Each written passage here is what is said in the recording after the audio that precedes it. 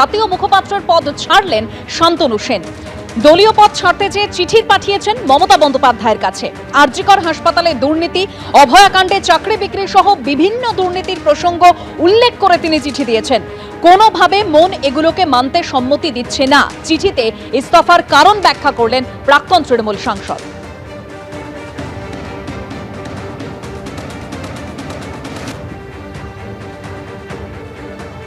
আমি তৃণমূল কংগ্রেসের জন্মলগ্ন থেকে ছিলাম। দল আমায় যখন যা দায়িত্ব দিয়েছিল আমি নিষ্ঠার সাথে পালন করার চেষ্টা করে গেছি।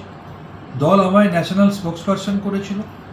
এমন বহু ঘটনা, যে ঘটনাকে কোনোভাবে সমর্থন করা যায় না, মন সায় দেয় না, সাধারণ মানুষ সমর্থন করতে পারে না, তা জেনেও শুধু দলের মুখপাত্র হিসাবে ইলেকট্রনিক বা প্রিন্ট মিডিয়ায় সেগুলোকে ডিফেন্ড করতে গেছি।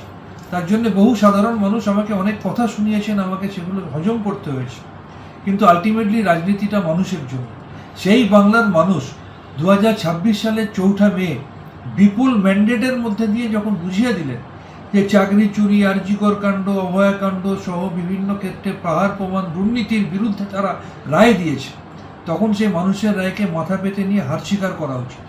তাই মানুষের রায়কে মাথা পেতে নিয়ে হার স্বীকার করে এরপরে আমার মন আর কোনোভাবে সম্মতি দেয় না যে এরপরেও এই ধরনের দুর্নীতিগুলোকে সমর্থন করতে হবে।